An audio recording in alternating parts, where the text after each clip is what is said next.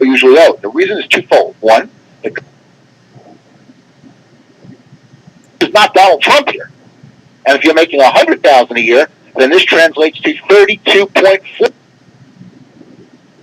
In fact, in my book, Lower Your Taxes Big Time, I have 130 pages on fringe benefits. And I recommend you get that book. In fact, I recommend you get them both, because every single one of those fringe benefits also applies to home-based business. The tax law treats home-based businesses, Fortune 500 companies that work in the United States, and brick-and-mortar business exactly the same. But the traditional business owner, because of higher overhead, must take tax breaks more seriously. But I think that's changing as home-based business owners get smarter about how the great tax laws can fund their business.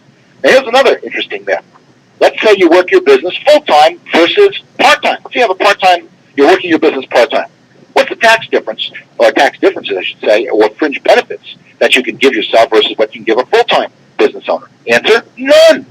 Full-time business owners and part-time business owners get exactly the same tax benefits. You do not, I want to emphasize this, have to work full-time. But just like a full-time owner, you have to run your business like a business and pursue a profit and thoroughly document your activities in a tax tracker or tax organizer. Now, here's another interesting myth. And this is really, I don't know where this came about. What happens if you're not making money yet? Don't you have to have a profit, or have to have a profit 3 out of 5 years or something like that? Did you hear that? Well, here's the answer. The government, remember I said the government's among the biggest bookies in North America? And they subsidize your business. And they subsidize you in 2 ways. First way is that if you have a loss in your business, you can use that loss against any form of income you have, such as rents, pensions, capital gains, or even earned income from a job. So let's take an example. Let's say you earn $50,000 a year in your job, but your part-time business generates a $10,000 loss. You only pay taxes on the net, which is $40,000. That's one way they subsidize you. The second way the government subsidizes you, and this is especially true in the U.S., is that your business generates a loss, and that loss exceeds your income for the year. As long as you're running your business like a business, not like a hobby, which means you're just trying to make money, you can carry back all documented losses and actually get a refund from the federal and state government for the last 2 years of taxes that you pay. You actually get a check. In fact, in Canada, if there's any Canadians on, you get a 3-year carryback. Now, once you carry back those losses, even better. There's actually a third way they subsidize you. You then carry forward any excess losses up to 20 years, and that's up to the next 20 years of earnings.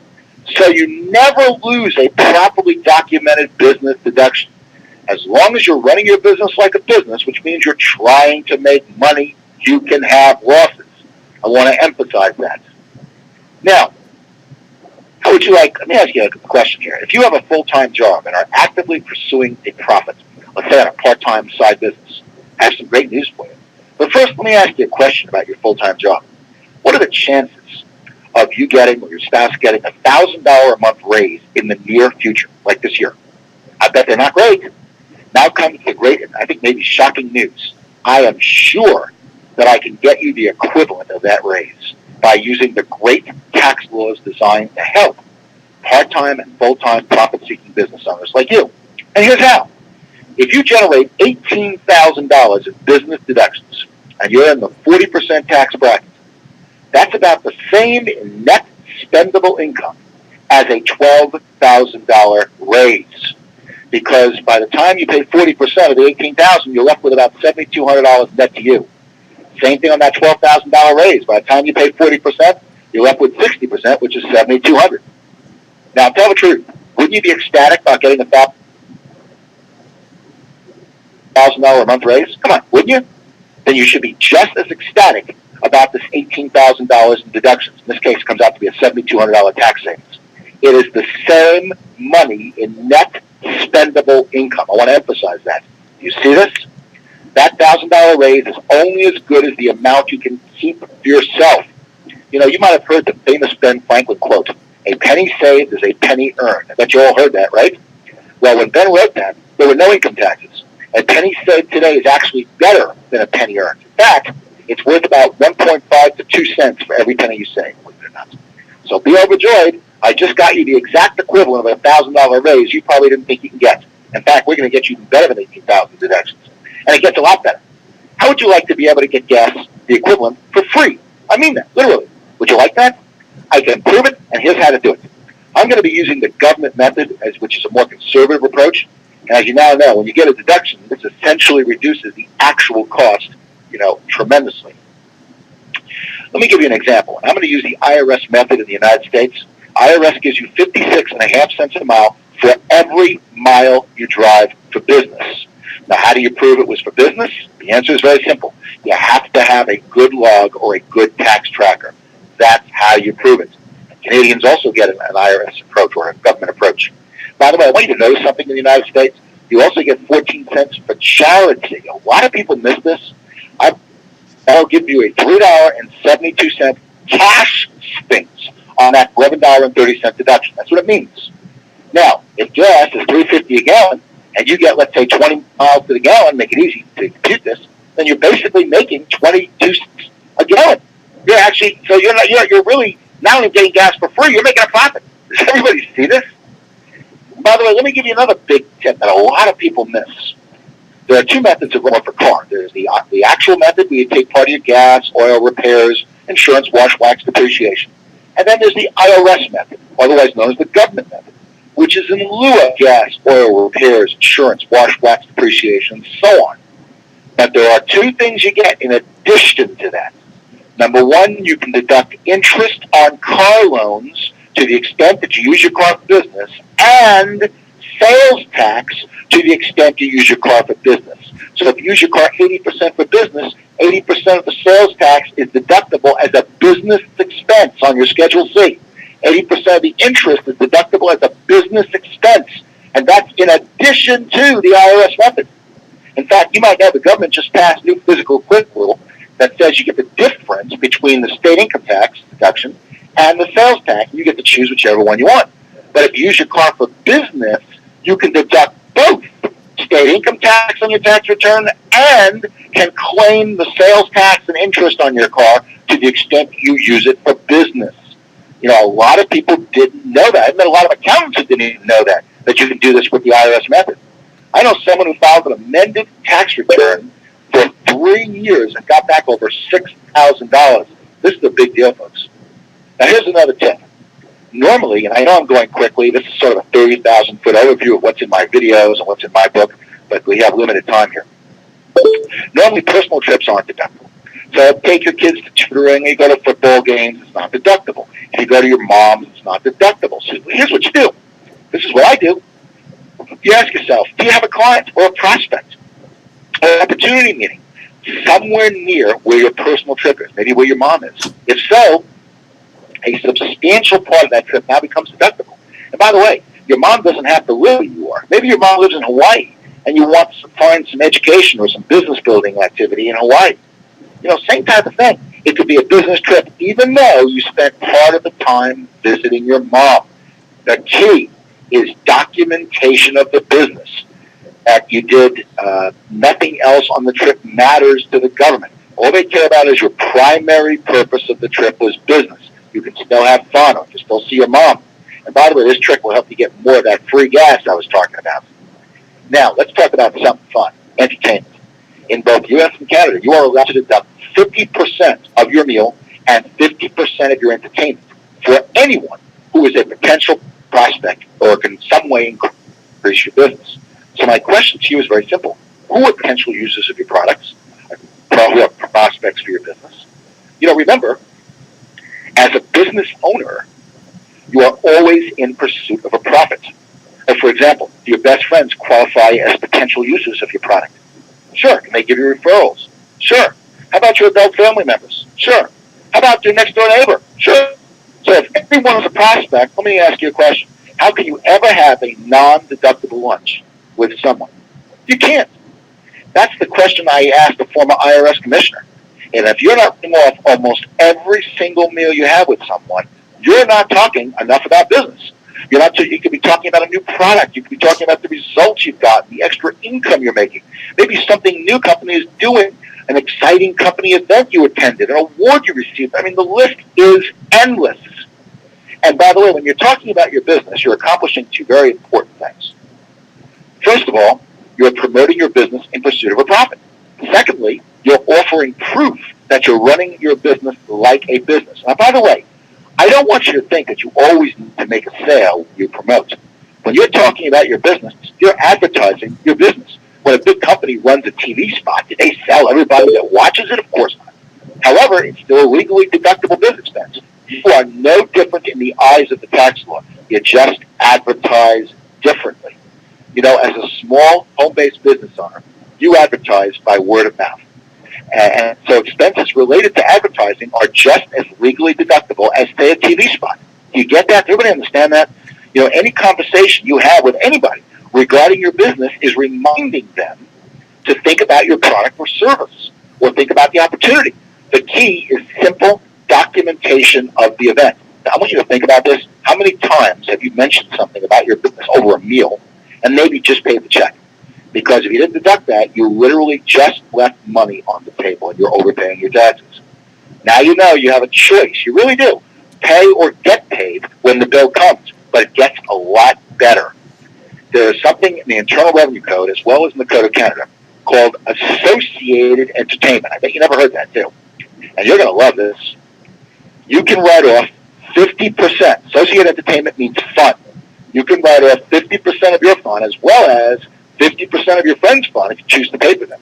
And this is not Sandy Botkin talking, this is IRS talking, if you talk business within the same 24-hour day as the fun, does that give you enough time?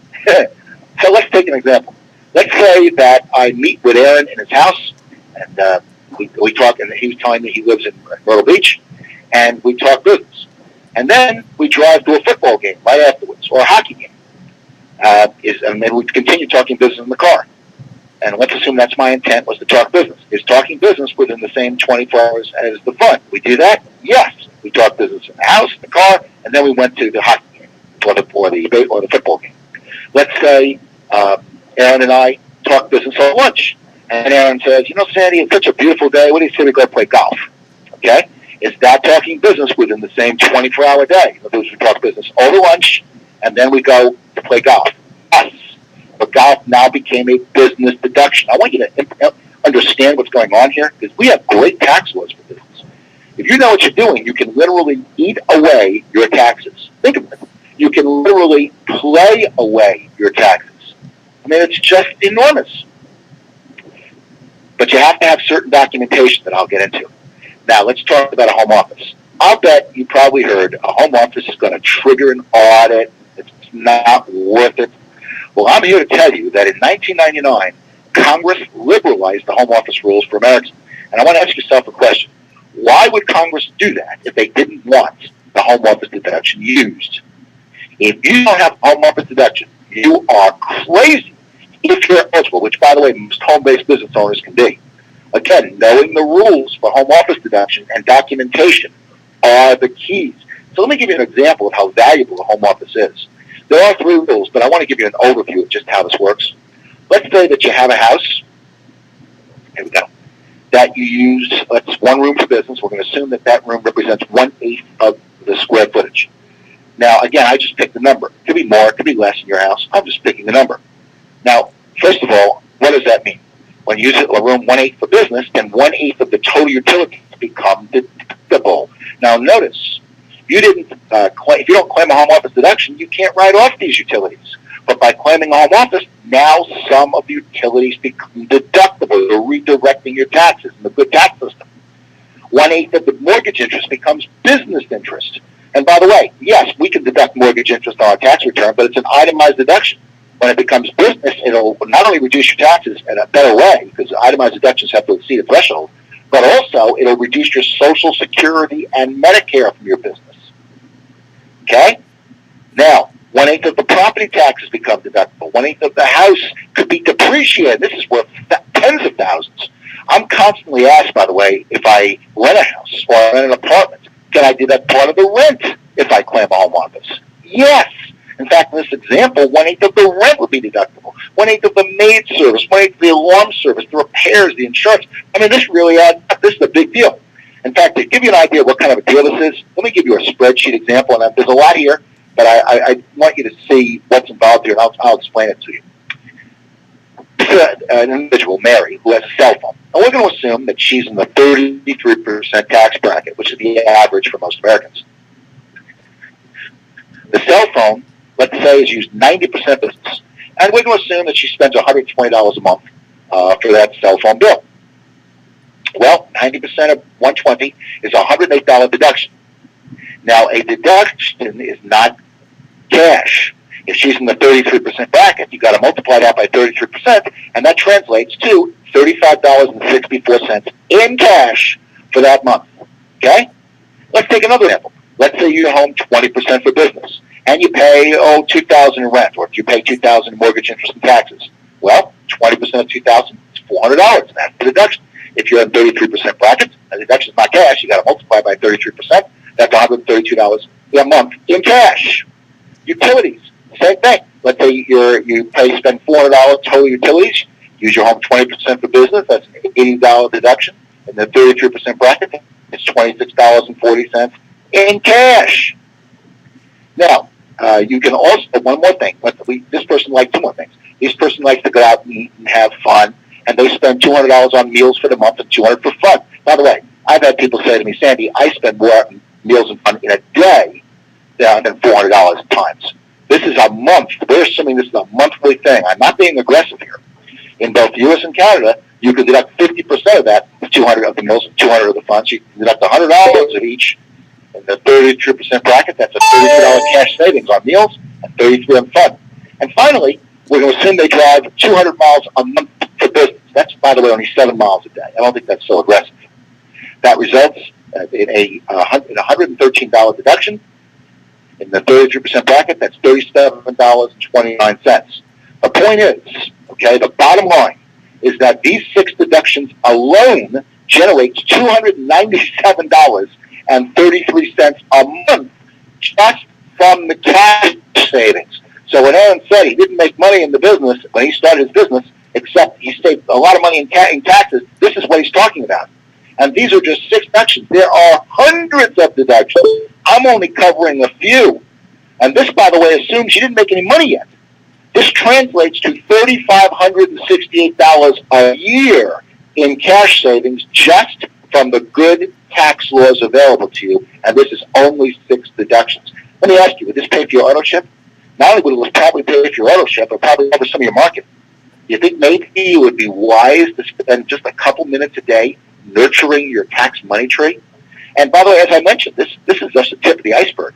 You can totally and legally write off the equivalent of your kids' education and weddings. I did that with my daughter. I hired her to design my website, and I wrote off thousands. I mean, you can deduct, and there are things you can do to write off education or wedding, the equivalent of education and weddings. You can deduct 100%, up to 100% of your medical expense as a business expense and avoid all those thresholds and all the Obamacare increases. You can set up a pension plan that I promise you makes any government plan look small by comparison. You can write off probably eliminate up to 40% of some of your Social Security and Medicare. I'd like to eliminate 80% or more of your capital gains. There's just much more.